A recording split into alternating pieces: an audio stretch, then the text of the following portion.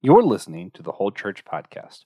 Our efforts to educate and unite the church are made possible thanks to our sponsors on Patreon, Captivate, and Apple Podcast.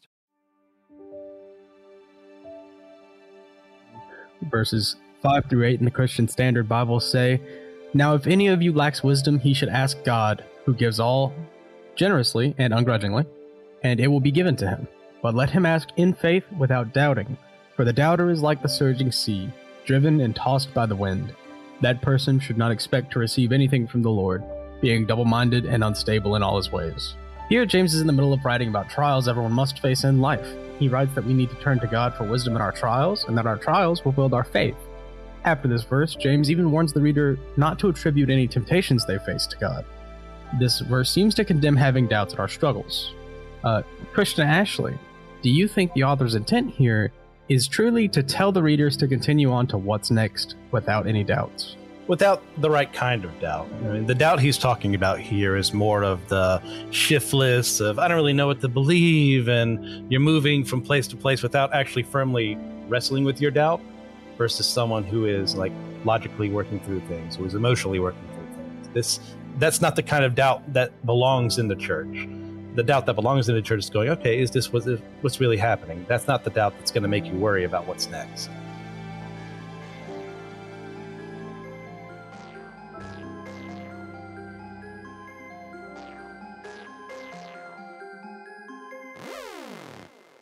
Hey guys, welcome to the Whole Church Podcast, possibly your favorite church unity podcast. What I can guarantee, though, is that we're about to be your favorite church unity empire. That's right, bringing it back. We're bringing it back. New, improved, and redeemed, the Roman Empire, hosted in from your favorite co-host, the one and only Tiberius Caesar Juan Blackwell. TCJ, how's it going? Great. Yeah, everyone's favorite dictator and co-host. Good to have you.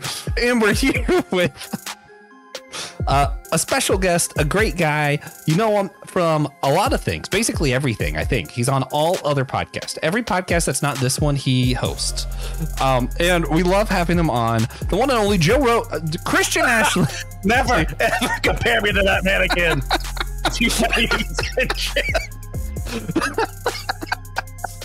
I don't know. My intros are in rare form today.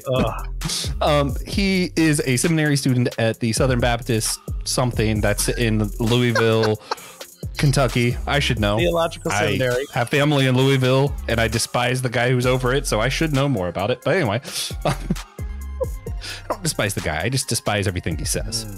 Sorry, Al Mohler. I know you listen religiously, but you know. That being said, church unity. No, but seriously, we are here to talk about what different stages of life in Christians' walks, you know, whether marriage, going to church, getting saved, going through deconstruction. But today we're going to be talking specifically about what it's like to find a church home and what's next after that. You don't just find a church that you're like, all right, I can go there on Sundays and that's it. What's next after you find a church home? And of course, we brought in Christian Ashley, who has recently found a new church home in Louisville. So he'll be a great person for this discussion. You might have noticed if you've been listening the last couple episodes, Niles Merritt was supposed to be on. It's been a while since he's been on the show. We were excited to have him back. It was going to be a cool grand finale. Some stuff came up. Nothing too traumatic, but we're still praying, and we love you, Niles, and we miss you. Absolutely. Yeah. And I would like to say a couple things before I start shilling out the Anazal Ministries Podcast Network website. The link is below. See what I did there? I lied, and I'm going to say the thing now. But wow, Josh, for just days, like a good dictator, days on end, he was like, "That's not Louisville. It's not Louisville. You gotta say Louisville, or they won't know what you're talking about." And he just said Louisville like 8 times. Anyway, like a non. If you are, it's Louisville. If you're in Kentucky, it's Louisville. Otherwise, you're a blasphemer like that's me. Backtracking. So, and Al Mohler. Buy merch on our store. Support the show. You could also. There are paid subscriptions on Captivate and Patreon for extra content. You can support our ministry that way if you'd rather. Yeah. Also, yeah, those shows, they're cool. T-shirts, you know, whatever. But more importantly, you guys know I have a sacrament I like to do on this show. The perfect form of unity, of course, is silliness. And not a silly question. For this series, we're having everybody finish the same silly story. So, Christian, I'm going to give you the cue.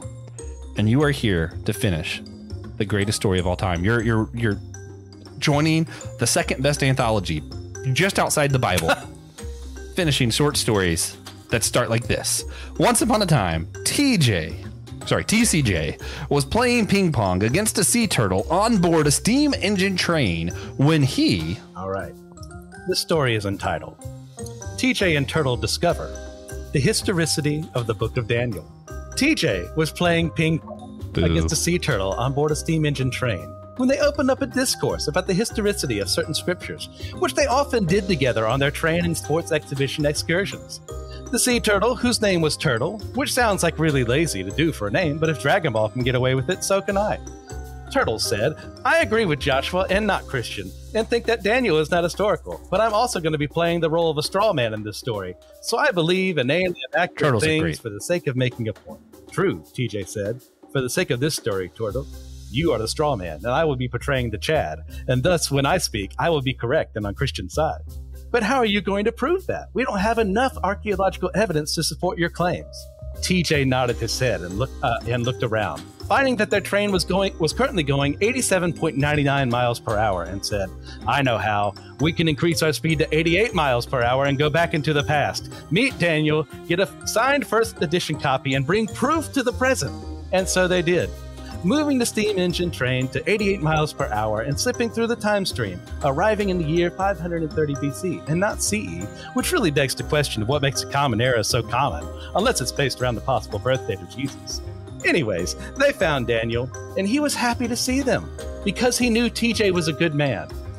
And Turtle and his ilk were just misguided, but noble, so he gave them his signed first edition copy of the Book of Daniel, and died not too long after this, but died happy that minds would soon be changed for the better.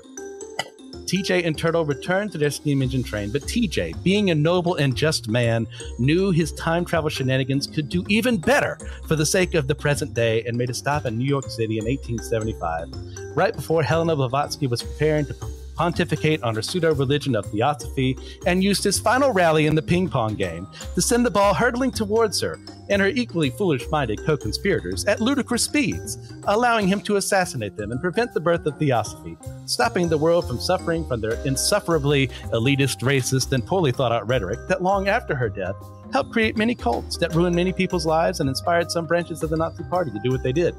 TJ, Turtle said, shocked at the sudden introduction of a historical figure who had nothing to do with the earlier established story. Why did you kill that woman and her friends? I have approximate knowledge of many things, Turtle, TJ said.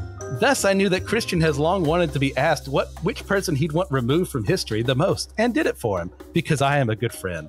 Removing Helena Blavatsky from history is good for everyone involved. Turtle accepted this answer, because he had grown in wisdom, and they rode their steam engine train into Joshua's house and invited Christian to come. Into my house? Into Joshua's house. Do not mess with my art. There, they revealed the book, which proved once and for all that Daniel is a historical book and Joshua was wrong. I was wrong, Christian, Joshua said. Please forgive me. It's okay, Joshua, Christian said. To err is to be Joshua. Stop playing Turtle. No. He's been introduced into the story. To err is to be Joshua. To forgive is to be Christian. I have a post-credit scenes too, if you want that. Yes. We're setting up the TJ and Turtle cinematic universe later on.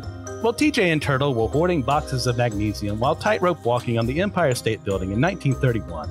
Right before it opened for the first time, Turtle asked innocently, "So who wrote the Pentateuch, TJ?" The end. Man. So first, I just want to, do you guys remember when we did like short stories on, like we all picked a short story, we did a review for Systematic Ecology, and everybody picked nice 20 to 30 page stories, and TJ said 100 pages is still a short story, right? It is short. That's a short story. Mm-hmm. Well, there I are not feel like that many words. Christian just half did of the just pages, pulled the TJ to this answer. Half of the pages are pictures.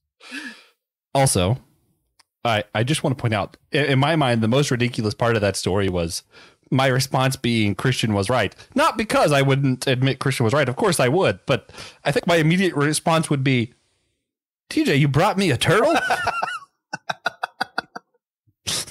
Just so you know, if you drive a time travel train into my house with a turtle that talks, I think my first thing being said probably won't be Christian is right. That's why this is the first draft. Oh, I also okay, spent way more that's fair. time on this than I did actually studying the other answers to the rest of this, so we'll see how today goes. Really? Never would have guessed. Yeah, that was the most important part anyway. Actually, you want to wrap this one up? All right. God moment. God good. No bad. See you next week. Okay, but in all seriousness, to start this off, we were hoping you could explain what do people mean when they use the term church home? For those who haven't heard of it, or those who heard of it and went, what, huh? You know, whether they've heard of it or not, what do we mean when we say church home? And why do you believe it's important to find a church home? I mean, simply put, your church home is the people, the community, and the church you're attending. And the fellowship you have with them, the time you spend even in church and out of church with them, because that's number one, what we're commanded to do. But number two, because of how important it is to not be alone and not do things on your own, because we're not good on our own. So we need that community to keep each other accountable. So my community is TJ and the Turtle, I suppose, to keep me accountable about Daniel. Yes, of course. Mm-hmm. Mm-hmm. Oh, okay. Yeah, that checks out.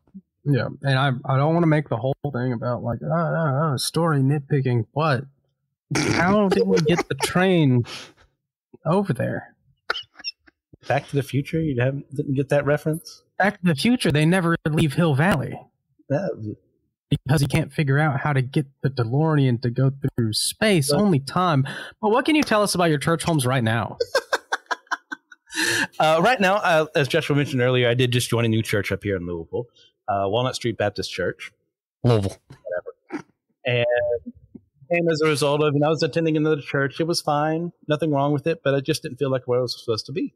So looked around in a couple of other churches, was invited here by a friend of mine, and fell in love with it. Solid preaching, great people to get along with, great teachers as well to learn under, a community center that we're rebuilding right now that I'm getting to be a part of. Can't really say too many bad things about it. There should be a website called. If you had to try. There should be a website called Rate Your Pastor, like Rate My Professor. Yeah. We need that. Also, the train could have been a TARDIS in chameleon mode still. Nope. Maybe the chameleon feature didn't break on this TARDIS. Nope. So it just or looks like maybe train. in 530 BC. The author mentioned it had to be 88 BC. miles an hour. That means it's thematically relevant. But in 530 BC, True. the Earth was That's spinning fair. in a different way. Therefore, that's where they needed to go. Anyway, So this series, where are we at in this? this series, or What's Next series, started as sort of a joke because we were running out of ideas for the show, and we just kind of asked, thought we'd ask a few previous guests what we should do next, and we've talked to church leaders from different traditions and ethnic backgrounds, and we've talked to people from all over the world. We've done series on church offices, worship styles, me and the Turtle. Sun Wukong, whatever. But what do you think we should do next, Christian? Okay. I thought about this for a while. I sent one to Joshua earlier just in case I forgot it, but I was able to remember today. I think there's nothing wrong with just individually going over different books of the Bible, seeing what they have to say, not only just about unity, but in general that could be applied to our lives. That'd be a good one. Maybe even look at how different churches, interpret those particular books, invite people on. The one I sent to him was going over the early church fathers and seeing how they promoted community in their own times, but also there are plenty of other scholars out there who'd love to talk about them and see what they have to say on certain matters. And I think the last one I had was seeing how far you could go internationally, because you've got different people, mostly from the U.S. that you've talked to here, but maybe there's someone out there that Africa, Asia, wherever, that would be open to talking to you guys about how the church is being unified over there.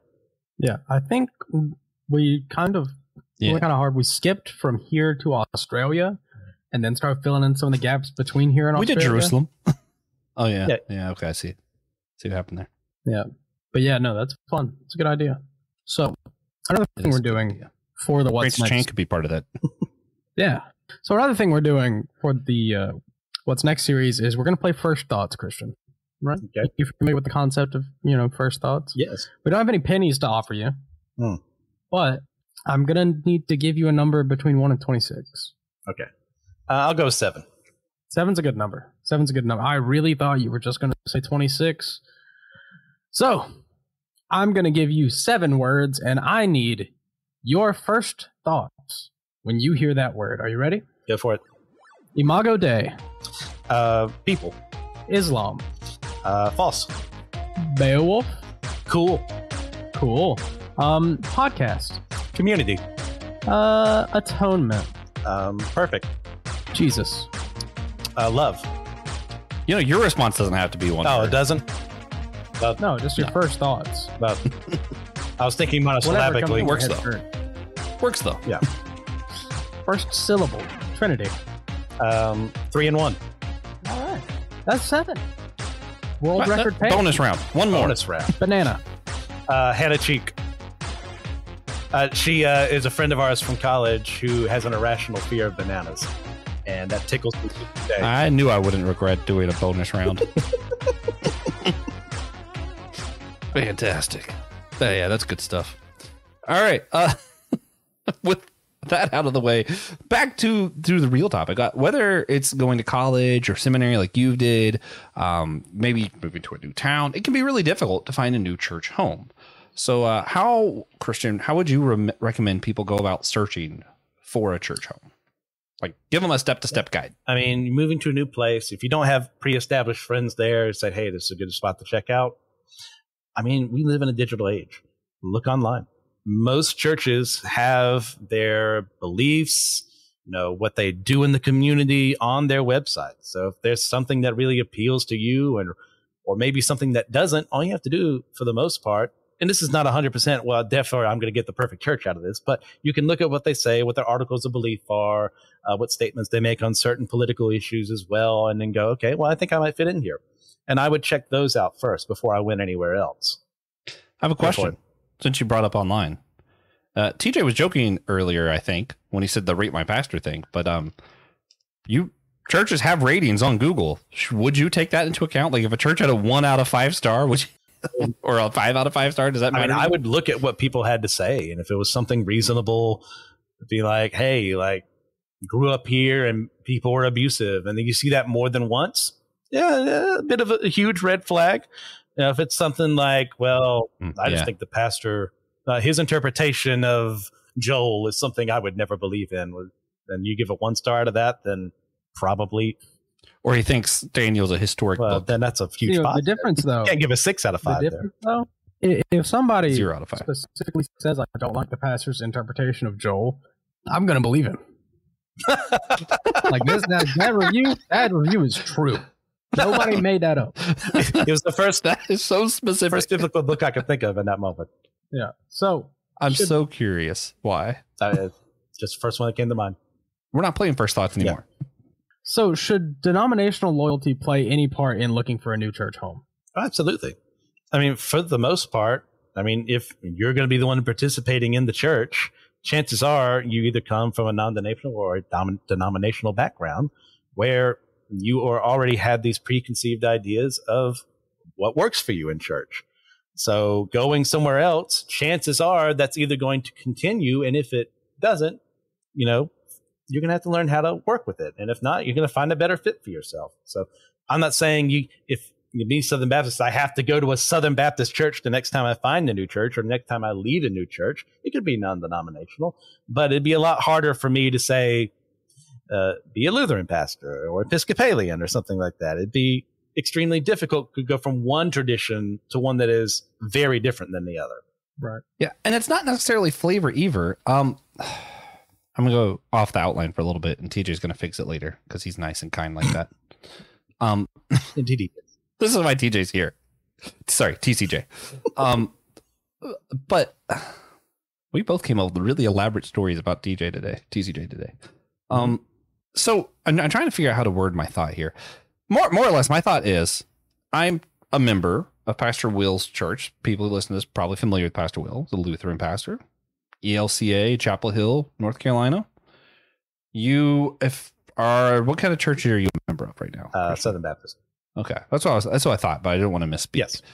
For actual doctrinal and belief reasons, I don't think I could attend your church, but I would never be able to be a member, and I think probably vice versa. And that's not to say that the churches would kick us out. Pastor Will would probably welcome you as a member, but I don't think you yourself would want to be, just because of some of the differences of belief and stuff there. How do we handle those conversations without like trashing a church of like, you know, like, oh, they just don't believe the Bible, or they just don't understand love. Their God's a hateful God, you know, whatever. I mean, how do we keep from trashing one another and still hold to, yeah, that church might not be for me, even if it's because of belief reasons, like, which are, you know, very serious. But I was just having this conversation with a friend of mine the other day in regards to us. He's like, how can you work with people? He was talking about episodes that don't think what you do on these things. And I'm like, well, number one, because I'm not the only voice people need to be hearing.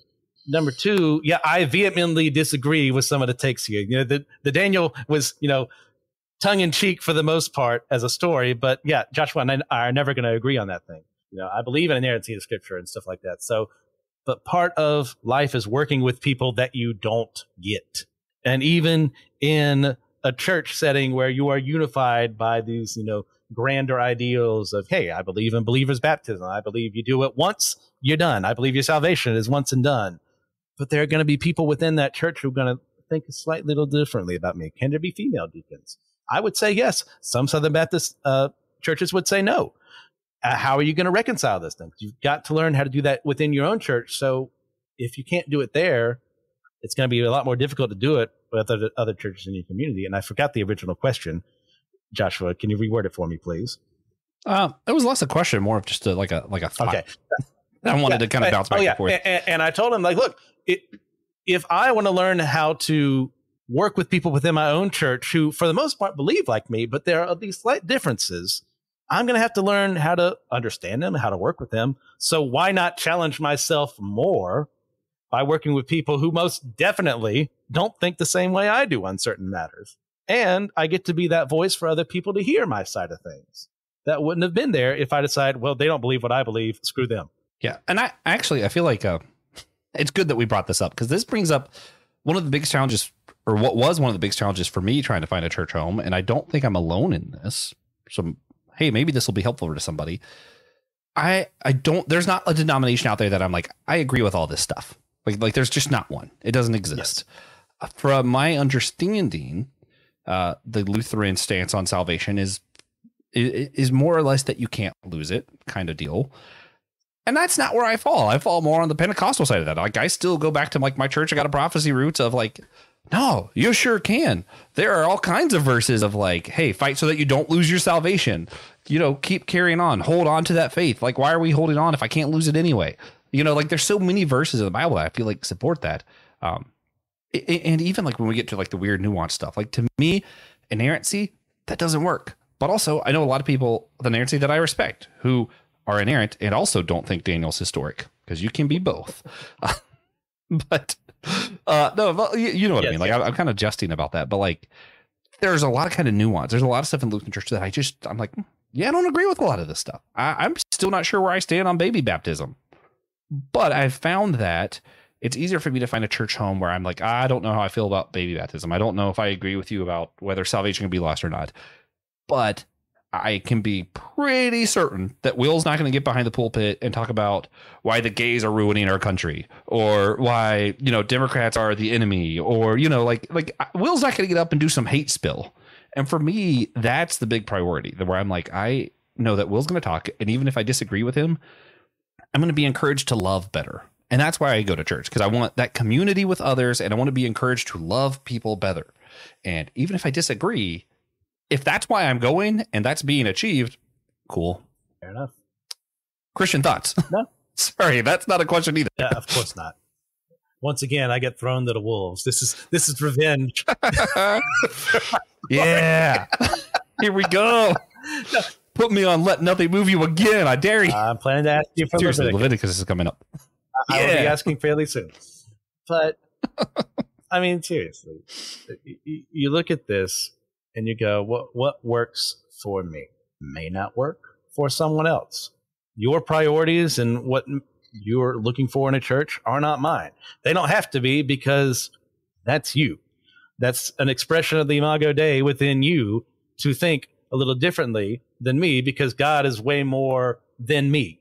As much as sometimes I try and uplift myself to that position, I don't need to because I'm nowhere close to him. Including, I'm just thinking of that Return of the Jafar episode we just did. I was about 5 seconds away from claiming I was God just to shut up Joe and Pang for their very bad takes on the movie. I haven't listened to this episode yet, and I can't wait to hear it. That's Systematic Geekology for those listening. What, you Great think it's good? podcast. Check it out. What? It is good. It's not the best. He's correct. But it's good. Mm-hmm. That's correct. And so is King of Thieves. Fight me. Yes, I agree with that as well. But me and Christian agreeing. This is great. Let's stay on that. Your priorities, listener, are going to be way different than mine. So I'm definitely going to disagree with some of them. You're definitely going to disagree with some of mine. But if what gets you into that church community, what gets you volunteering is a different method than where it takes me, I mean, sure, I'm still going to disagree. Parts, you're still going to disagree with me, but you're in church.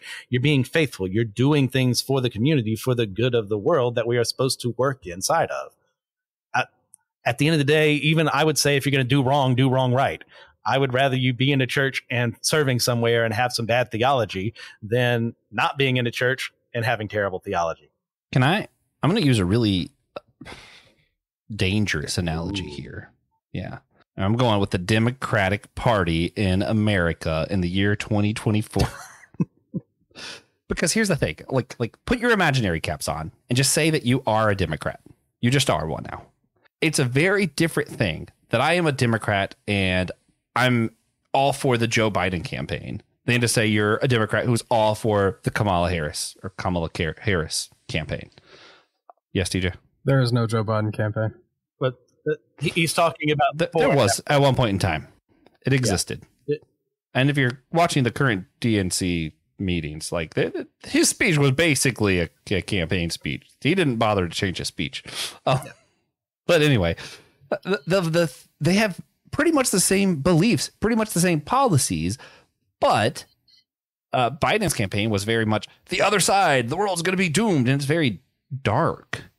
And whether you like it or not, Kamala's policies are very fun and hype and happy. You know what I mean? Like I feel like even as, let's say I feel like I need to go to an SBC church because I like their beliefs, you might go to one where you're like, this is all doom and gloom and I don't like it. Or this is too happy and I don't like it. You know, like there is a level of this of personality is what I think what I'm getting at. I mean, I've attended some Hellfire and Brimstone churches before as a visitor and been like, well, that was a noble attempt, but I ain't coming back.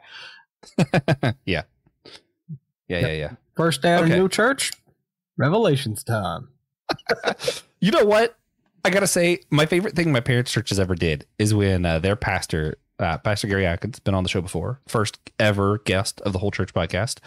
He did like a 3-year long series on Revelation, and those are the first sermons I ever remember.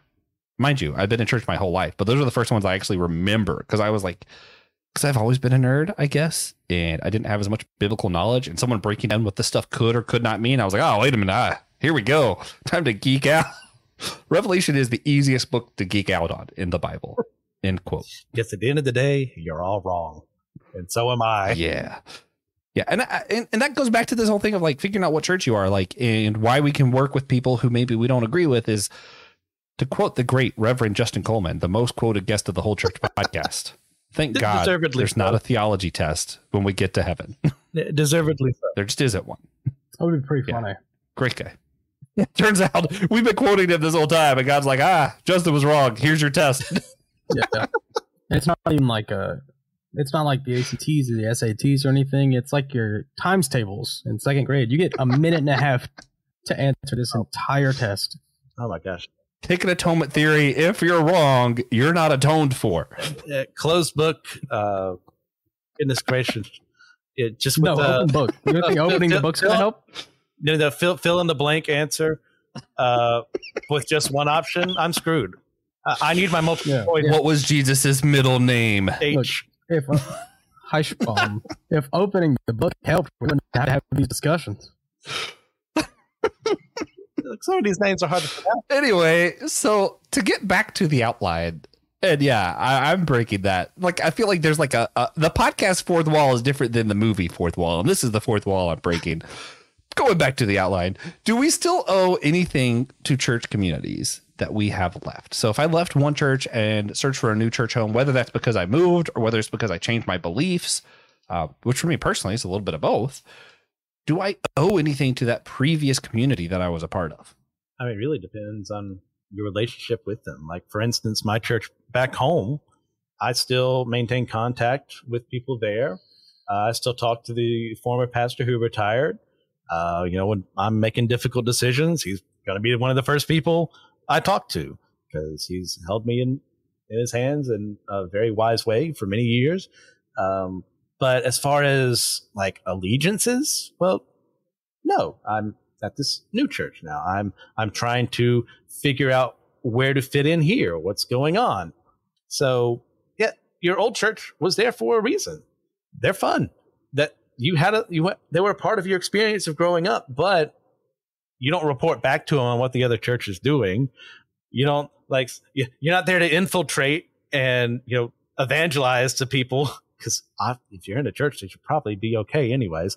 So there's a newer priority. That doesn't mean you just get rid of, I want to say alliances, made this way worse than it sounds, relationships with people from the old church. That just means they're not as big a priority as what you are starting elsewhere. Yeah. And I mean, man, I really wish Niles was on for this, because there's two different levels to this. I would no longer go to my parents' pastor for most advice. Not because I hate him or I despise him. I love that guy. I love Pastor Gary is one of the best people I know, just point blank. If I have a question about SpongeBob, I might go to him. If I have a question specifically about like numerology or talking about like specifically about like Holy Spirit stuff, there's still a good chance I would go to him like with certain questions, but he is not my pastor. He doesn't know what's going on in my life right now. I haven't been keeping updates with him or anything like that. So my pastor is Will. I'm going to go to Will. And that's not because of a hate or for that old community or anything. And yet there's still all these other church communities. When I see Niles Merritt, I'm like, oh man, we were church together. Like church is the community. And I'm like, oh, me, Christian, Niles, Matt, Brian, Hannah, like we were church together. Cameron. Yeah. Like we were church together for a few years. So like when I see him, something inside me lights up. And you guys know I'm required to quote the 4 loves from C.S. Lewis once an episode. And he talks about how like when you lose someone, you don't just lose that person, but you lose that part of them in someone else. Like part of me only comes out when Christian's around. And if Christian were to disappear off the face of the earth, TJ wouldn't just lose Christian. TJ would lose that part of me that only comes out when Christian's there. So it's kind of compounded in that way. So when I see Niles, yeah, I get excited. I love Niles. He's still part of the church, capital C, right? And he's still someone I love and care for because at one point we were in community together. So at some point, or even just more recently at my work, I worked in the same city that my previous church was in. I saw some members of my parents' church and I didn't avoid them and like, oh, this is awkward. I was so excited to see them. Like I lit up, my soul lit up. And yet I still don't feel a call back to that, but that doesn't mean that there's no connections there anymore. So I don't feel like it's such a black and white, you know what I mean? Yeah. Like this question is very rainbowed. Yeah, it definitely depends. If you agreed to be like a youth ministry assistant and you just leave, then like you're kind of bad for that. But at the end of the day, if you leave the church, you left the church. Yep. So yeah, just depends. Yeah, Is it possible to find a church community online? Whether it's because you like can't find a church home in person, or you don't want to leave the house, or you can't leave the house, or you've got like strong social anxiety. Is it possible for online community? Yeah. It's not preferable to me unless there are circumstances like some mentioned here that prevent you from actually leaving your house. If I were counseling someone, I would always say, hey, make actually visiting in person a priority. But if there's something that you are unable to do this, if your social anxiety is that bad, you're not able to handle being in a large group with a large group of people where you're all singing along, or something's being preached towards you, then stay at home, listen online in the comfort of your home. And if your tie is that way, reach out to other people, say, hey, can you be praying for me or something like that? And yeah, sure. And maybe if you're able to, invite people over to actually visit with you and learn who you are, so that they know, hey, there's this person who's not able to attend, because of medical issues or what have you. So let's be the church to them. Let's reach out to them. A good church would do something like that to make you feel even more a part of that community. So I guess my answer is yes, but I would prefer, if possible, for you to actually attend in person. Yeah, I'm going to speak to this a little bit. My grandfather, for a large portion of his life when he got older, was not able to leave his house.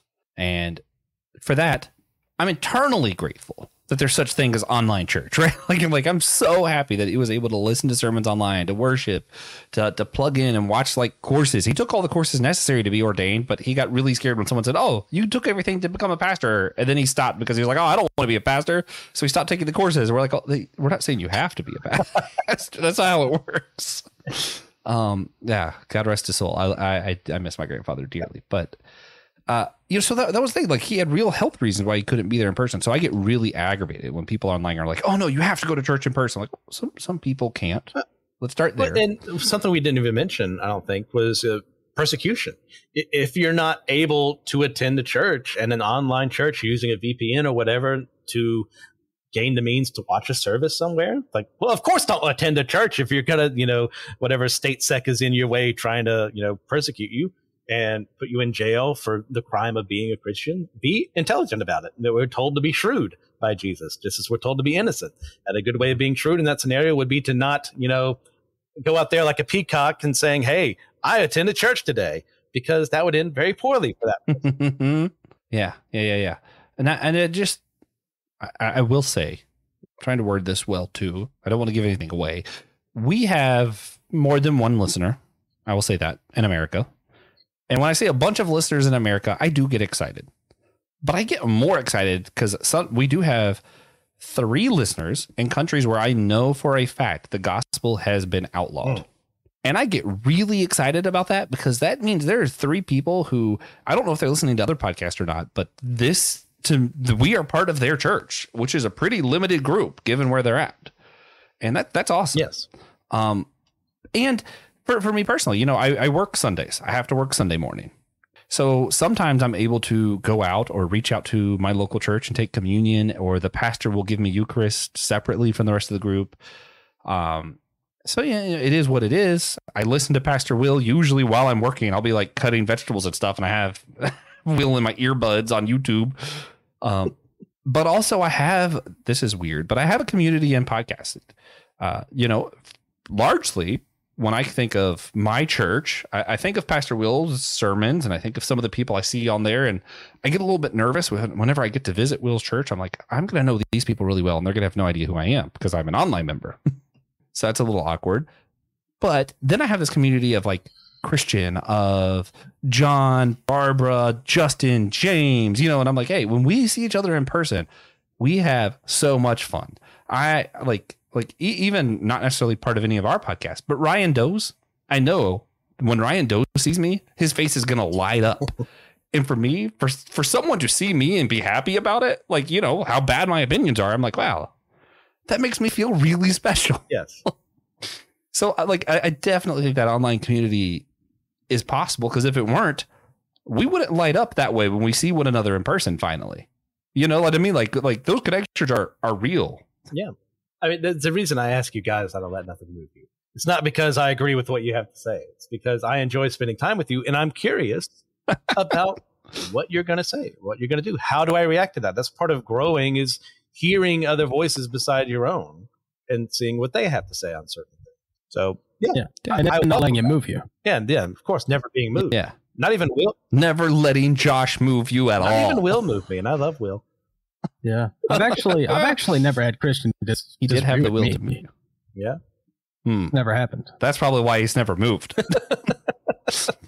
Let nothing move you, especially like if you look really closely at his art logo, you might see the parentheses, especially if TJ agrees with you.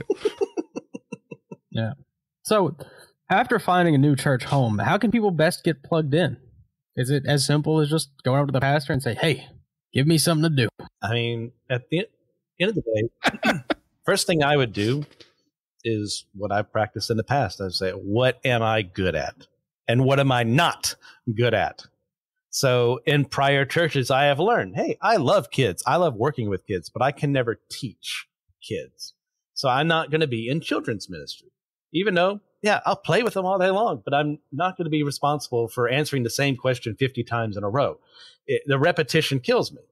In that same way, I'm never going to be part of the hospitality stuff that is done in the church because I am abysmal at such things. One would only need to look at my actual room, not being blurred by StreamYard right now, to see just how terrible I am handling my stuff. So God forbid I do that in a church setting with other people. But what I did is I learned I'm good here. I'm good with youth. I'm good with college students. I'm good with people of my own age, teaching them. But I only learned that by participating in such things, figuring out where to go, but also to even join the church in the first place. Yeah, definitely talk to the pastors first. See what they're about. Let them sell you on that church, not in the, it's time for you to come over here so we can get your money, but like, hey, this is what our church is about. We have ministries here. We have opportunities here. We have small groups here, Sunday school here, what have you. This is what we're learning in Sunday. Their job is to tell you why you should join their church, why you should stay with them, not for the sake of numbers, but for the sake of you finding a church home. So go to people that you hopefully can be trustful with and trusting with, listen to them. And if you find at the end of that conversation, yeah, I think I can trust this person, join. And then ask them, I had asked my new pastor, what did I say to him? It says the first time he'd ever been asked that in his ministry. I said something to the effect of, what do you expect out of me working alongside you? And he said, that was one of the greatest questions he ever heard. And he told me about, how, I don't have to get in line with everything he has to say, but I have to support. I need to look out for people and seek out opportunities that no one else is going to look for. And that's other things as well. And I learned about those things because I dared to ask him a question like that. So be bold, ask those questions. Yeah. I also feel like I'm trying to think of the right word here. In my mind, what I'm trying to do is very much like when you're trying to make a recipe and you use something to like cut how strong something else is. That's what I'm thinking. Sorry. My brain is weird today. How's that different from me? Yes, there's a level of like, hey, what am I good at? Let me participate at what I'm good at. But there's also a level of like, are you willing to be a servant? Yes. And I feel like for me, the question starts there and then builds to what am I good at? Like in my mind, if you are great at preaching, awesome.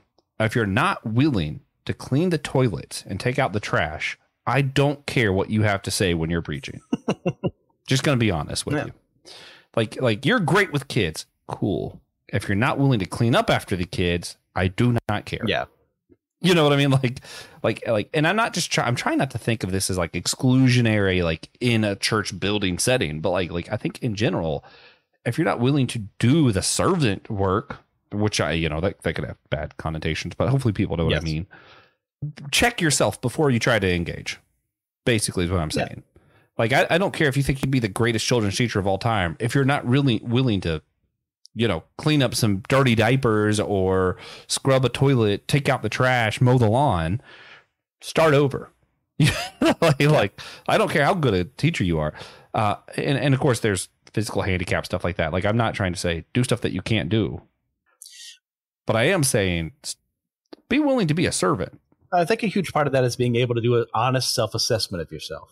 And if you've never done that, well, the answer is no. Like, don't participate. Figure out who you are and be willing to do things that are outside your purview. It's like, I used to work as a janitor for some time. I have learned to be humble in that regard. It's like, do the same. Like, we're not saying to every church service, you got to go out there and get nasty and make sure everything's sparkling clean. But we're saying when the opportunity presents itself, work, serve. Don't deny what is right in front of you and make someone else do it unless you're unable to do so. Like, you're unable to do so, don't worry about it. Find someone else. But if you are capable of doing so and you don't, well, there's that whole with great power comes great responsibility moment there. It's like you failed in that task. Yeah. And this is always going to look different in different circumstances. Yeah. I was just like, I work at a restaurant that prefers not to be named on social media. But part of my job is making sure the food is good and safe. And part of my job is sometimes laying on the floor to clean the bottom of the wall. That's what you got to do. Yeah. It's part of your responsibility. Yeah. So you have to be willing to do the dirty work if you want to do the fun work. I mean, not to toot my own horn here, but I earned a lot of points not even thinking about what I was doing when the first time we opened up our gym for the first time in like, it's been a while, to other people like playing in it. When I asked for the giant dust mop to clean up afterward, and I was told, hey, look, we do have custodians for that. They can do it. It was like, well, I was here. I can take care of it right now. And what they were saying about me after that was very positive. Like, I don't think we've had someone say that in a while. You know, be willing to do something like that. And I wasn't like, look at me, I'm cleaning when I don't have to. No, there was something that could be done. So I did it. Yeah. And I love using those mops. I can use those mops every chance I got. I love the big dust mop. Yeah. I've been to many churches, and I don't want anyone to feel bad for anything by this, but I want us to think deeply about these things of where we're serving, when we're needed, how we're needed, kind of thing. And yes, what are you good at? But also, are you willing to do the dirty stuff? Like, these are all important questions. My parents' Pastor Gary, I mentioned him a lot this episode because I love him. I do know that he used to clean the bathrooms at that church. And it is not a small church, which means the bathrooms were not clean after service, read between the lines. It was a nasty job, but it saved the church money, which allowed them to do different things where they're giving to the community and, other stuff rather than hiring a janitor. And I'm like, oh, wow, that's awesome. But I also know churches where I'm like, oh, hey, why don't we just clean this ourselves? They're like, well, actually, there's somebody who couldn't find a job and we gave them a job cleaning the bathrooms. So I don't do that, so that I let them do it. And I'm like, oh, man, that's equally as good. Circumstances are different from church to church, and it's important to know why your church is doing what it's doing before figuring out what you need to do. Because sometimes you're like, oh, man, I'll clean the toilets. And, well, actually, no, we're paying somebody to do that because he can't find a job anywhere else. He's like, okay, well, actually, maybe I shouldn't clean the toilets in that situation, like, I don't know. Yeah. So. Okay. So, TJ? No, okay. Okay. What responsibility do you think we have to our new churches as far as like contributing to the community? So once we're in a new church, we've thought about ourselves, we've done some of this reflections. Are we responsible for doing these things, or is it okay if I only show up on Easter and Christmas? My personal conviction in this regard is that if I am in a church in any way, shape, or form, I'm serving somewhere. It doesn't have to be every week, but it's got to be somewhere. If I'm not, then am I really working in that church? If I am physically able to do these things, then I would argue, no, I'm not really a member of that church. I just show up on Sunday and listen a couple of times. And yeah, I'm listening to the word. That's a good thing, but where's my heart in it? Because I have, just to be perfectly honest, been in churches in the past where I joined and did nothing, said I would do things, and then didn't, because it's easier not to do stuff. It's easier for me to say, well, if I go to church and work here with the kids, or if I help with the cleanup, or if I help with some homeless ministry, then that's less video game time. Or I can even be noble and say, look, it's less time for me to be reading the books and studying the things that are going to make me a great pastor one day. And both of those are equally wrong. Both of those are equally evil. So for me personally, I can never be a part of a church without serving in some capacity, because I know my heart instinct is to say, well, someone else will take care of it, and I don't have to do anything about it. Let them do it. And that's a terrible way of looking at things, because God has put me there for a reason. And part of that is working and serving in the church, wherever that is that he has you. Yeah. Yeah, no, for sure. I like that. Yeah. And I just want to throw out there, even in online communities, that is still a thing. I'm going to use two examples here, because you know what? I'll do three because I want to challenge our listeners for the third one. Number one, I'm a member of Will's Church. I live hours away from Will's Church, but I am able to occasionally, I take his homilies, I edit them and put them up on a podcast, and I make sure that as many people as I am able to reach with my means can hear that message, because that is something I can do even from a distance. So, I had to get a little bit creative, but I figured it out because I want to contribute, because this is my church. Well, real quick on that before you go to the next one. I'm one of those people who listens to those because I really enjoy them. because I've only been at Holy Trinity Lutheran Church in person one time, and it was very fun. It's not a church I would ever join, as we discussed earlier, but I still like listening to Will. And this is an opportunity for me to hear that. And you've reached other people that way. I really enjoy the work you've put into that effort. Thank you. And I love Will. And I appreciate Will. And if Will's listening, we all love Will. On 3, we love Will. 1, 2. TJ's like, we love Will. We love Will. TJ kind of did it. No, I don't want to yell. Okay, so the other example though, systematic ecology, right? Like we have people who are helping host that show. We have people. Well, I do most of the edits, but even the other hosts were like, "Hey, how can we make this easier on you? What can we do so you're not editing every single thing?" We have people who listen, who are patrons, who donate to the show, who are helping financially. We have people who show up at events and help us set up and do things, and encourage us that way. People who've donated to GoFundMe's but don't do the subscriptions. Then people who are just active in the Discord, who are just talking to one another. We have 3 people that I can think of off the top of my head that I know regularly are going to post on that Facebook group so that people see it and are engaging with what's happening there. And that's not a church. That's mostly a fandom stuff, but it's still a community. And a lot of different people are contributing in different ways. And it's all online for the most part. So that to me is really encouraging because that tells me this is possible. It is possible to do this community thing online, which then thinks of the Whole Church podcast where we've not had as much online engagement. But hey, our listeners could jump on Discord right now and just engage with us in conversation. Ask us, hey, look, have you had this guy on a guest? What about this? I have, shout out Josh Patterson. He messaged me pretty regularly, like, hey, you should have this author on. You should have this guy on. And that's a way to really be engaged with this community online. So you can still do that. There are ways you don't have to show up in person. And the main reason I bring that up isn't because I think there's a lot of people listening to this who are only doing church online, but rather because there's probably a lot of people listening to this who do church in person, but are too busy to show up to the church during the week, to mow the lawn, to clean the toilets or whatever else. Maybe you work a 10-hour-a-day job. A lot of people do. There are still ways you can engage without physically being there all the time. It's a thing. Yeah. So last big question, Christian, how do we stay both involved in our local church communities, which is mostly what we've been talking about today, but still pursue unity with that larger global church, that capital C church that we mentioned earlier? I mean, once you've plugged yourself in, once you've got things figured out, it can't hurt to see what other churches in your community are doing. If you're organizing a food drive and the Methodist church along the way and the Catholic church along the way are doing the same thing, why not coordinate? Why not make sure that the people they're serving, if they're not able to give everything they could, that you have the resources you can offer? If you're not able to do that, say, hey, we're short here. Do you guys have anything else you can spare? Like, you can get things done in the community just with your church, and there's nothing inherently wrong with that. I mean, you're doing the Lord's work, but it would be more efficient to make sure you're not doing more than you need to and that other churches aren't doing more than they need to, because you could work together. And yeah, we're going to argue over doctrine all day long. Like, I'm not going to take the Eucharist, in a Catholic setting, but I can still work alongside with someone in a homeless ministry to say, hey, these are the people we've been working with. Who have you guys been working with? And then coordinate and see who's getting what they need and who isn't, so we can do something about it. Yeah. I'm going to make a quick comment and then another question, and then I'm going to shut up and let TJ finish this.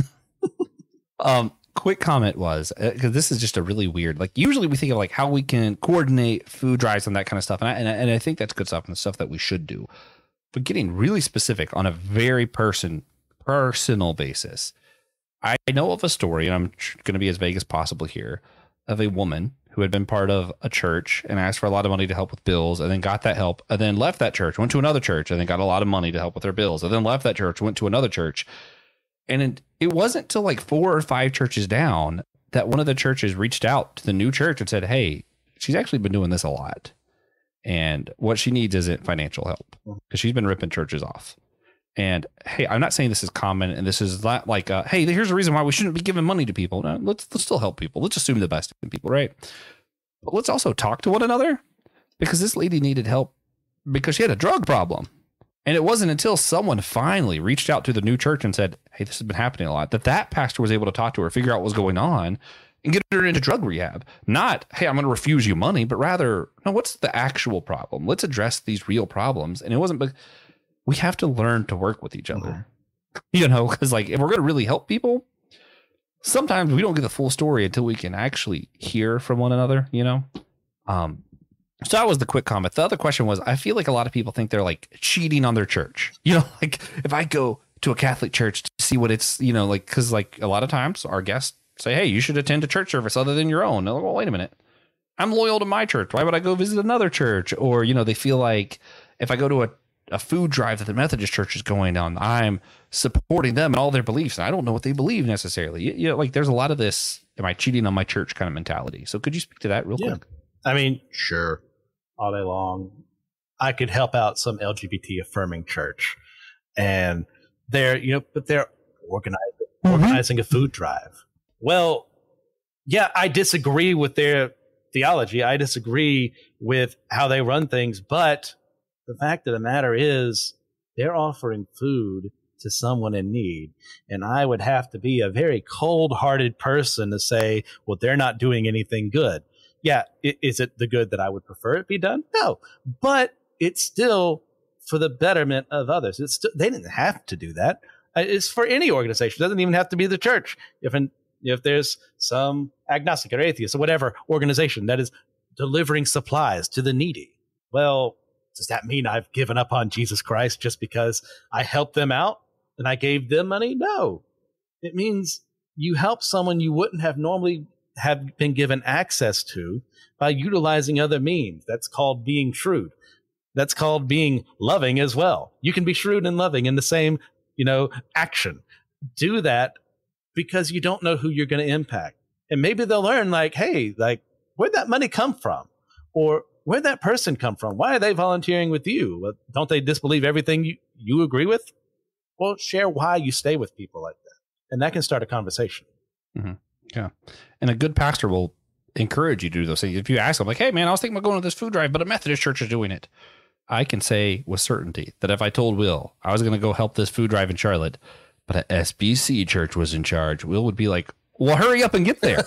Like he's not going to question what they believe. Yeah. Yeah. So what else might we not have thought about that it could be important to think about after finding a new church home? I don't think I've mentioned prayer this whole time, and that's more on me because I'm really bad about that in my own life. I mean, just pray. Just ask. What do you want me to do? Where do you want me to go? Is this because I'm thinking it's a good idea? And I can even give an example of that. There was a church when I was church shopping a couple months ago to try and find a new spot that I really enjoyed.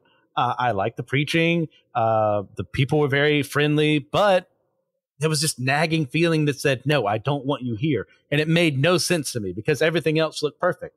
So I didn't go back after that one visit. And I found out later on that they just ended up in a split over, who should be the lead pastor and everything. And I was like, oh, well, if I had stayed, yeah, I could probably get some good or something in there in that scenario. But I'm also the new guy. What really could I have done? I would have been in the midst of that. Like, I don't even know who to follow in that scenario. So best not to even be involved in the first place. So the praying to God for direction and that helped me get out of a situation that could have been way worse if I hadn't listened, if I hadn't have prayed about it. Yeah. I have a story too. And it's from, I think it's our third or fourth episode on the whole church, going back like 270 episodes. My parents, when we moved to Tallahassee, Florida, we were trying to find a church home. The denomination that they've always been a part of their whole lives did not have a church in the city that they moved to. Trying to figure out where to go. They ended up going to an Assemblies of God church. They felt like this was right. They knew, they prayed, whatever. And the way my dad tells the story on our podcast, just terrible audio quality. But if you go back and listen, this is how he tells it. He prayed like every day. He was like, God, why do you have me at this church? My dad was ordained in the Church God of Prophecy, and here he is as an Assemblies of God church. He's like, well, I can't preach here unless I get reordained. I can't do this, whatever. Like, why am I here? They both computer skills. My mom was going to school to become a teacher. It's like, well, was she supposed to teach children? That would make sense, right? But they already have a really awesome children's pastor. Kept praying. And then one day, my dad just saw this detention center, this children's detention center, and he felt called to it. And they ended up starting to go to this place, and they had to get special permission because so many churches before this have started and then left. And that's even worse for the kids than if you did nothing. And they had to be like truly prove that they were going to be committed to this thing. And this church was the absolute best church ever when it came to supporting them and getting behind this and sending people there. And even after we moved, which was forever ago, over 20 years ago, they still do that detention ministry at that detention center that my parents started. And like, it was to the point where they were doing like these huge big fairs and stuff. And Jeb Bush, who was the governor at the time, actually, we have a letter from him thanking my parents for doing the detention center. And it's just one of those like, man, they made such a big impact in this little community, not little, the capital of Florida. They made a huge impact there. And it was because they just prayed, like what Christian's saying there. Like, just sometimes pray into what you need to do. That's it. You found a church home. Now ask God, why am I here? What do you want me to do? Because, yeah, he's probably got a plan. Yeah. I have, there's going to be a game called Better Twitter. Long story short. Jeb Bush is one of the answers for one of the politics categories, and it's tricky because they're like, presidential candidate from Texas. And everyone was like, well, it's not Jeb. Jeb was from Florida. Jeb was Florida governor. Born in Texas, but super funny. I thought Jeb Bush was a hilarious dude. Yeah, that's true. Jeb, I just liked Stephen Colbert making fun of his entire campaign because it was just Jeb with an exclamation mark.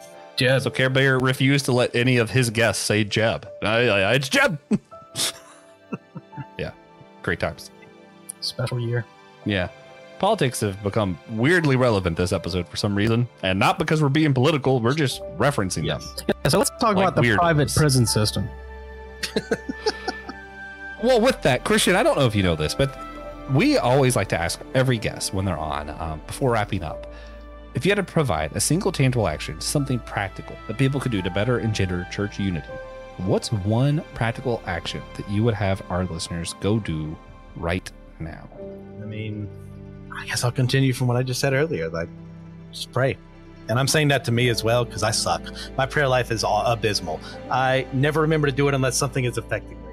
But if we get better about that, if we actually start praying for the people around us, for the people who don't think the same way that we do, I think it'll do a lot in our own hearts.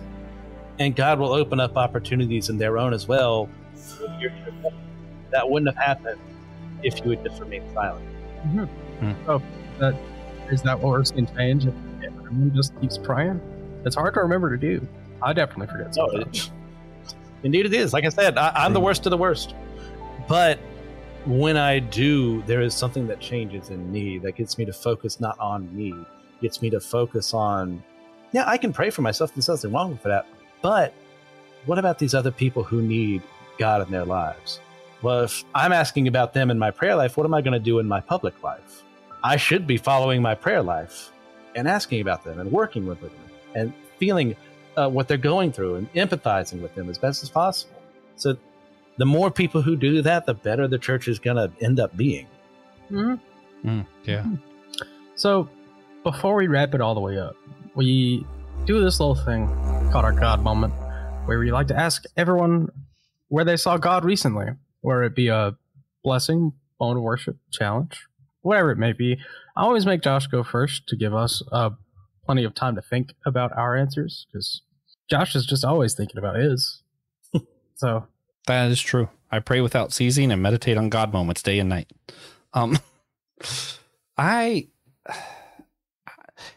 See, the thing is, like, I've been feeling this God moment, but I haven't like articulated it yet. So I apologize, listeners. This might sound like a bunch of rambling. If you've been listening, and again, this has been all out of order, and I apologize because, you know, next week I think you're going to hear me complain about how terrible my week 3 weeks ago was. Sorry. Anyway, I've had I had a dishwasher break, and then I had to replace the dishwasher because it broke a second time after we fixed it. I had 2 cars break. A cat pee on me at one point during one of these bad days. I've just had a lot of really bad days the last 3 weeks that have been very financially draining. So please consider being a patron. Man, during all of that, and yes, it's been bad, and I think it might start getting better. It hasn't yet, but I think it might be about to start getting better. This is just so odd of me to realize, but I noticed that my garden, and if you've been listening for years, you'll know that I have a butterfly garden outside of my house. It's gotten very unruly. There's a lot of weeds and different stuff that I just haven't been caring for. And just kind of this realization of like, God cares for the garden. There is wars in Israel going on. There is political riots in America. There's like everything just completely going to crap in our world. But God doesn't forget his garden.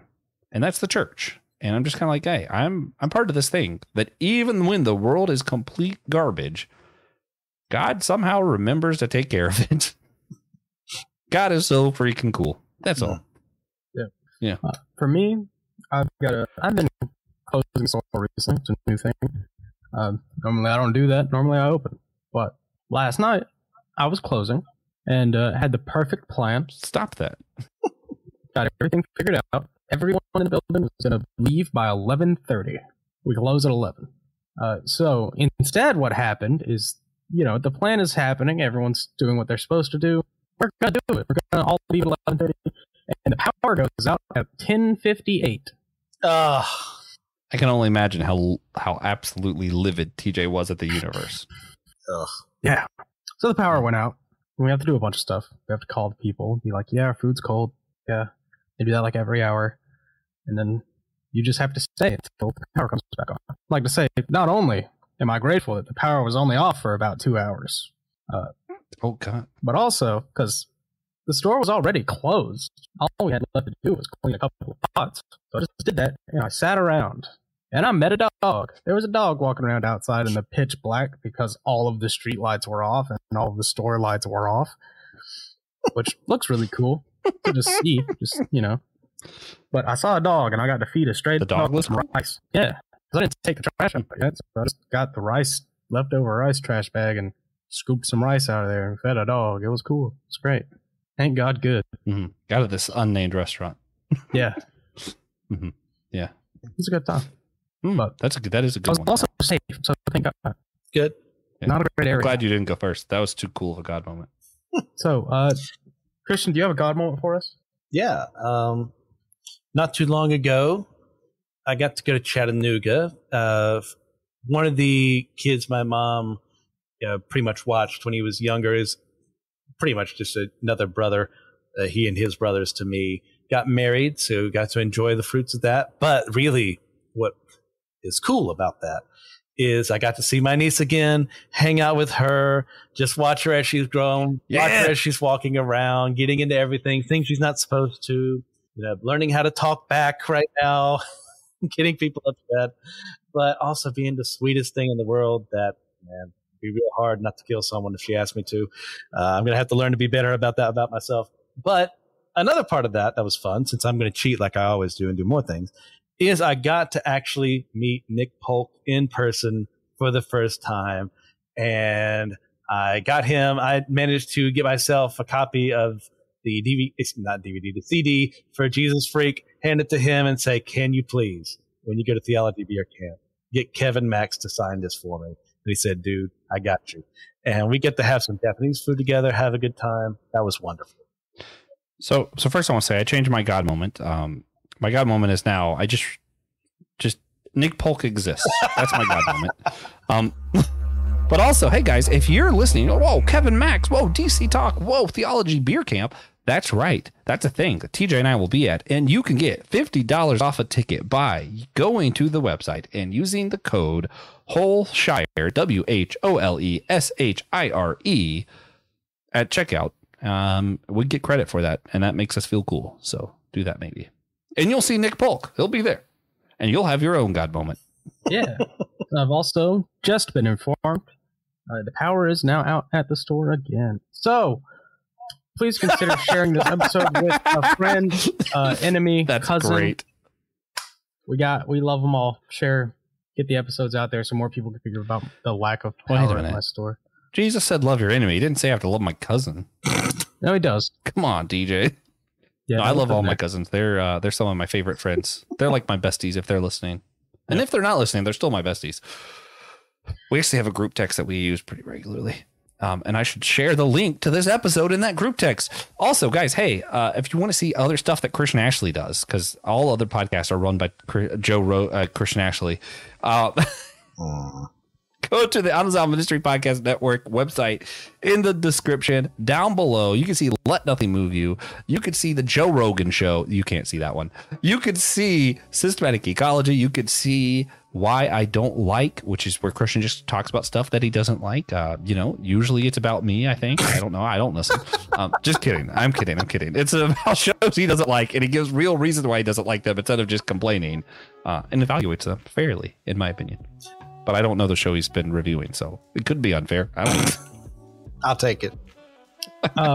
It's called the Joe Rogan Experience, not the Joe Rogan the Christian Show. Ashley Experience. Yeah. So we hope you Can enjoy. we create a new show without Christian that's called the Christian Ashley Experience? Yeah.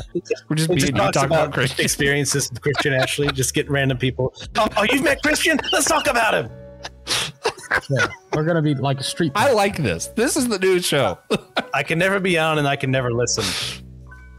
Yeah, but your mom will be a frequent Oh, of guest. course. She seems pretty cool. Yeah. So we hope you enjoyed it. Next week we're gonna have on pastors Rachel and Greg Hoffman to discuss what's next after marriage, which is not the same as what's after divorce. We mean after marriage and before divorce. And we're gonna have on Jake, not to imply that you're gonna get divorced, but then we're gonna have on Jake Bogans to discuss. Wait a minute. Is divorce necessary? Then we're gonna have on Jake so Bogans to depressing? discuss what's next after divorce. And after that, we're gonna have pastors Will Rose and Brandon Knight. I feel like it's fair to call him a pastor. He's like a traveling pastor, minister, and that helps. To discuss what's next he's after cool. receiving Cool guy. a call Cool guy into Knight. ministry or going through seminary. And at the end of season 1, Francis Chan will be joining us. Do you think Brandon Knight might have started calling him the Dark Knight and Francis Chan the Light Knight? I think there could be a couple issues with that. Brandon Knight might also be on the final episode with the Light Knight, who also hasn't been informed of the episode. So someone's got to tell him. And get Christopher Nolan to direct it. I can't edit this episode. There you go. That's gotten to be too much. I don't think we can afford that. It's fine. If more people join the Patreon, of course. Yeah. Yeah. Join that Not Patreon.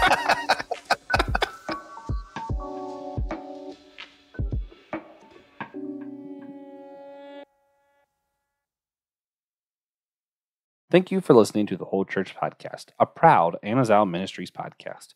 We hope you enjoyed the show and would consider sharing it with a friend, enemy, or cousin. Again, remember, you can always sponsor our show on Patreon, Captivate, or on Apple Podcasts.